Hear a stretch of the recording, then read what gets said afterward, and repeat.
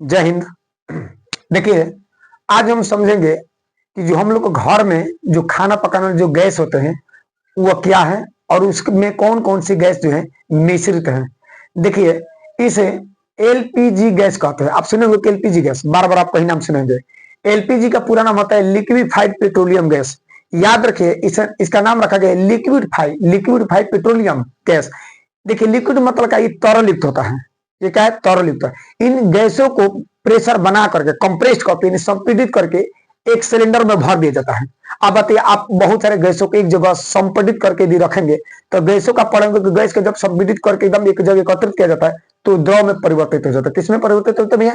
द्रव में। तब बताइए, इतने गैसों को हम लोग जब एक जगह संपीड़ित करते हैं तो वह तरल में बदल जाता है। किस में बदल जाता है? तरल में, यानी लिक्विड में बदल जाता है। इसलिए जब पूरे गैसों को हम लोग एक जगह सिलेंडर में भरते हैं तो वो लिक्विड हो जाता है। इसलिए बोलते हैं लिक्विफाइड पेट्रोलियम गैस, यानी तरलकृत पेट्रोलियम गैस है आपका। देखिए, आपका क्या बोल रहा है, ये किन किन गैसों का मिश्रण है? मुख्य रूप से ये दो गैसों से मिलकर बना होता है। यानी एक प्रकार का जो एलपीजी जो गैस है वह एक मिश्रण है जिसमें प्रोपेन और ब्यूटेन के हाइड्रोकार्बन मिला करके इस पूरे एलपीजी गैस को बनाया जाता है। देखिए, आप बताइए, जब एलपीजी गैस जब बाहर निकलती है तो जैसे ही माचिस जलाते हैं तो तुरंत आग पकड़ लेती है। तो जो इसमें आग पकड़ने वाली जो गैस है, यही दो गैस है। सबसे मुख्य गैस है ब्यूटेन। आप लाइटर देखेंगे कि लाइटर जब हम लोग जलाते हैं तो लाइटर से तुरंत आग निकल जाती है। तो इसमें लाइटर में भी कौन सी गैस बढ़ता है? ये ब्यूटेन गैस। कौन सा गैस बढ़ता है? Butane gas. आप देखिएगा, लाइटर मिलाएंगे तो लगता है कि उसमें मतलब पानी भरा होता है। पानी नहीं भरा होता, पूरा गैस है। आप इसको फोड़ेंगे तो तुरंत वाष्पित हो जाएगा, तुरंत बाहर निकलकर भाग जाएंगे। तो पूरे गैसों को एक जगह एकत्रित करके, इकट्ठा करके उन्हें लाइटर में भर दिया गया है। किसके बदौलत? संपीड़न के बदौलत, यानी कंप्रेस्ड के थ्रू करके, संपीड़ित, यानी संपीड़ित करके, संपीड़ित करके। तो आप गैसों को जब संपीड़ित करेंगे तब पूरे एक जगह संपीड़ित करेंगे तो वो किस में बदल जाता है? द्रव के रूप में बदल जाता है। और जैसे ही लाइटर को फोड़ेंगे तो तुरंत बाहर निकल के वाष्पित हो जाएंगे। पानी कहाँ गिर गई, गायब हो गई कहाँ? तो देखिए, प्रोपेन का जो सूत्र होता है वो C3H8 होता है। यानी याद रखिएगा, ये सभी जो है एल्केन समूह है। तो प्रोपेन C3H होता है और ब्यूटेन का C4H10 होता है। यानी प्रोपेन और ब्यूटेन ये दोनों हाइड्रोकार्बन है और इन्हीं हाइड्रोकार्बन को मिश्रण को मिला करके यह एलपीजी गैस का तैयार किया जाता है। याद रखिएगा, ये एक प्रकार का जो है मिश्रण है। आगे देखिए, अच्छा मान लीजिए कि इसमें जो ब्यूटेन है और जो प्रोपेन है वो महकता नहीं है। अब दिक्कत हो जाएगी। मान लीजिए कि किसी घर के गैस सिलेंडर से गैस लीकेज हो रहा है, पता ही ना चला कि किसके घर से जो है गैस जो है बाहर निकल रही है। अब पता चले कि उसी में ले कोई माचिस जला दिए तो पूरा घर विस्फोट और बगल के भी विस्फोट, एकदम बहुत दिक्कत हो जाएगी। बहुत भारी, मतलब अधिक मात्रा में घटना देखने को मिल सकती है। बहुत अधिक मात्रा में एक्सीडेंट भी हो सकता है। तो कंपनियां देखी कि भाई इसमें कौन सी गैस भरे ताकि जब लीकेज हो तो इसे सभी लोग को पता चल जाए कि हाँ भाई, किसके घर में जो है एलपीजी गैस के रिसाव हो रहा है। तो उस रिसाव को पता करने के लिए उसमें एक पदार्थ मिला देता है। उस पदार्थ का नाम है एथिल मर्केप्टन। याद रखिए, उस पदार्थ का नाम क्या है? एथिल मर्केप्टन। एकदम तुरंत बगल में कहीं निकल रही, ए चाचा तार घर से निकल बा, एलपीजी गैस महकता, बंद करो बंद करो। तो तुरंत पता चलता है कि महकने वाली जो गैस है उसमें एथिल मर्केप्टन मिला दिया जाता है। क्या मिलाते भैया? एथिल मर्केप्टन। आप देखिएगा, आपके अगल आपके घर में जब माता जी या चाची लोग जब खाना बनाती होगी तो गैस का जब खोलती है तब महकने लगता है। आप भी घर में बैठकर खाना बनाएंगे तो तुरंत निकालेंगे तो तब महकने लगता है। तो जो गैस महक रहा है वो प्रोपेन और ब्यूटेन नहीं है, बल्कि वो आपका एथिल मर्केप्टन है। क्या है? एथिल मर्केप्टन। एथिल मर्केप्टन ही उसमें एलपीजी गैस में मिला होता है, जिसके चलते वो एलपीजी गैस रिसाव जब होता है तो हम लोग का पता चल जाता है कि गैस बाहर निकल रही है। देखिए, इसका उपयोग आप तो जानते ही होंगे कि खाना पकाने में और हीटिंग में इसका उपयोग किया जाता है। तो देखिए, एलपीजी गैस जो है एक प्रकार का तरल पेट्रोलियम गैस होता है जिसे एक जगह पूरे गैसों को, प्रोपेन और ब्यूटेन को एक जगह संपीड़ित करके और गैस सिलेंडर में भर देते हैं। आज हम लोग समझेंगे कि खरपतवार यानी वीड्स क्या है। याद रखिए, देखिए, हम लोग जब फसल खेती करते हैं, कृषि में जो हम लोग काम करते हैं, आप लोग देखिएगा कि हम लोग जैसे परवल की खेती है या लौका की खेती है या किसी प्रकार की सब्जी की खेती है या फसल की खेती है, तो जिस फसल को हम पौधे उगाते हैं वो तो पौधा निकलता है, साथ साथ में अवांछित पौधे भी निकल जाते हैं जिसकी कोई हमें जरूरत ही नहीं है। अब बताइए, अब उस पौधों को हटाने के लिए बड़ी बड़ी प्रकार के जो है योजना बनाना पड़ता है, केमिकल छिड़कना पड़ता है, हाथ से निकाल करके खुरपी पे निकाल डाल करके निकाला जाता है। तो वो जो पौधे होते हैं जो बिना वजह के निकल गए हैं, जिसे उस खेत में कोई आवश्यकता नहीं है, उसे बोलते हैं खरपतवार। उसे क्या बोलते हैं? खरपतवार। देखिए खरपतवार को इंग्लिश में वीड्स बोलते हैं। देखिए ये ऐसे पौधे होते हैं जो अनावश्यक ही हमारे खेतों में उगाते हैं, और वो उग करके हमारे खेत में जो फसल तो उनको बहुत सारा नुकसान पहुंचाते हैं। देखिए जो खरपतवार जो पौधे होते हैं वो क्या करते हैं कि हमारे ही खेत में निकलेंगे, और जो हम लोग पानी देंगे, खाद पदार्थ छिड़केंगे, जो इसमें अनेक प्रकार के जो हम लोग को खेत के लिए उपजाऊ पदार्थ डालेंगे, उसका उपयोग करके वो खुद तेजी से, बहुत तेजी से ये आगे बढ़ते हैं। अब फसल को क्या करते हैं कि दबा देते हैं, और उस फसल के जो जल है, जो नमी है, जो खाद्य पदार्थ है, वही अपने अंदर अवशोषित कर लेते हैं, पूरे हमारे ही खेत में रहेंगे, और वो उसी पौधे में जो हम लोग पौधा लगाए हैं उनके वृद्धि को रोक देते हैं, और ये इतने तेजी से बढ़ते हैं कि वो जो फसल लगाया गया है उसको आगे बढ़ने ही नहीं देता है, उसको दबा देता है। और ये क्या बोलते हैं इसे? खरपतवार।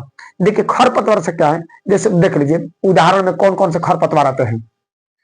जैसे दूब है, आप देखिएगा बहुत सारे हमारे खेतों में दूब निकलता है, एकदम पूरा जड़ बना बना करके, जगह जगह इनके जो है नोट इंटरनोट पाया जाता है, जगह जगह। तो ये दूब है, ये क्या है? दूब है। उसी तरह से एक है बथुआ।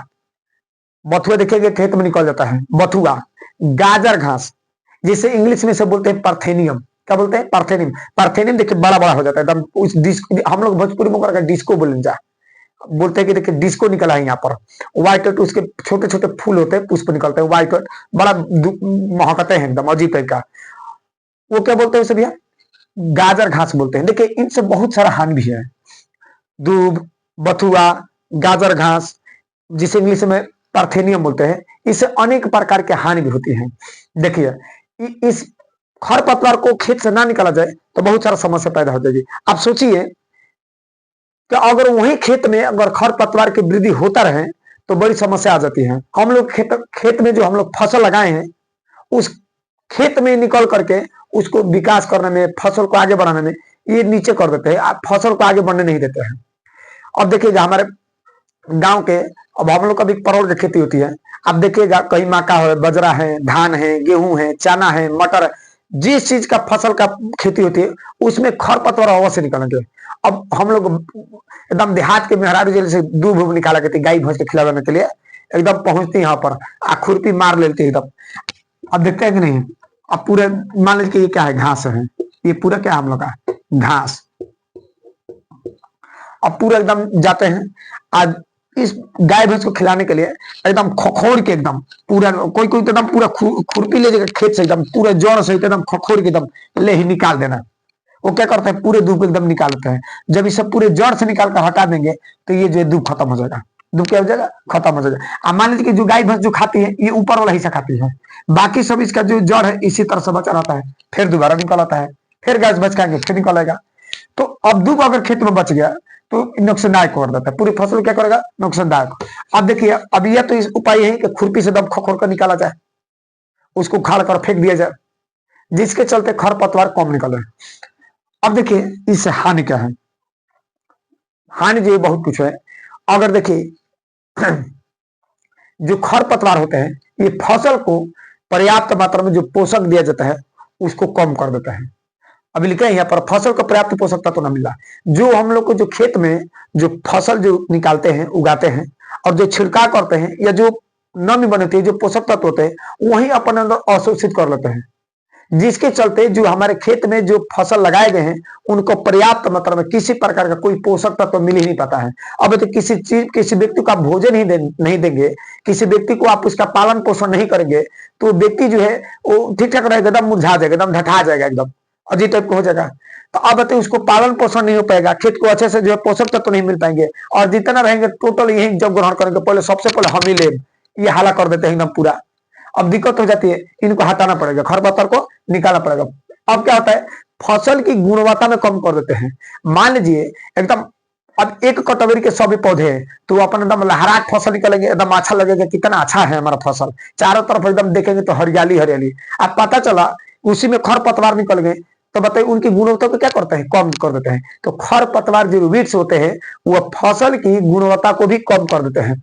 और साथ साथ में यदि मनुष्य और पशु, मनुष्य जो पशु होते हैं, जो पशु अगर उसको बार बार उपयोग, मान लीजिए कि कोई गाय है, भैंस है, अब उसी में चरने पहुंच गए, अब मान लीजिए कि उसी पूरे फसल को जो हमारे खरपतवार इसको खा रहे हैं, तो देखिए एक ये जो पार्थेनियम जो घास है ना, अगर आप इसको अपने चारा में, जब गैया भैंस बांधी हुई है, द्वार पर बांधी होती है, अगर उसको चारा में खिला देंगे तो क्या होता है कि उसके अंदर अनेक प्रकार के एलर्जी पैदा हो जाती है, साथ साथ में बहुत सारा नुकसान, शरीर के लिए बहुत दिक्कत हो जाएगा।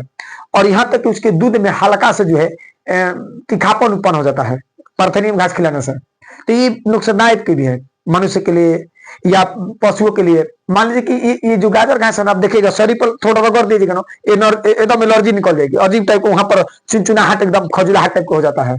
तो ये पार्थेनियम जो घास होती है, ये खरपतवार जो होती है, मनुष्य के लिए और पशु के लिए ये दोनों ही हानिकारक होती है। देखिए इनको नष्ट करना, इन खेत से निकालना बहुत आवश्यक होता है। कुछ कंट्रोल करने के लिए, उसको रोक करने के लिए कुछ विधियां हैं। जैसे मान लीजिए कि हमारा क्या है, सीमाजिन। देखिएगा सीमाजिन क्या होता है कि छिड़काव ये किया जाता है, ये क्या करता है कि किसी प्रकार के जो हमारा वांछित, जो हम लोग जो फसल उगा रहे हैं उसमें किसी प्रकार के ये नुकसान नहीं पहुंचाता है। लेकिन जो हमारे खरपतवार जो होते हैं, जितने प्लांट पौधे, उसको क्या करता है कि तुरंत पूरे जड़ से एकदम खत्म कर देता है। या 2,4-D लगा दीजिए। 2,4-D जो ये जो केमिकल है, अगर इसका छिड़काव कर दिया जाए तो भी पूरे क्या करते हैं, खरपतवार को एकदम जड़ से समाप्त कर देते हैं। तो याद रखिएगा, खरपतवार एक प्रकार का अवांछित पौधे होते हैं जो बिना फसल उगाए ही उस फसल में निकल आते हैं, जिसे कोई हमें जरूरत है ही नहीं। और उसको खत्म करने के लिए सीमाजिन और 2,4-D जैसे केमिकलों का प्रयोग किया जाता है। या तो आप खुरपी ले जाइए, आप निकालते रहिए बैठ करके। ये 2-3 विधियां निकालने के लिए। अगले एपिसोड में मिलेंगे। जय हिंद।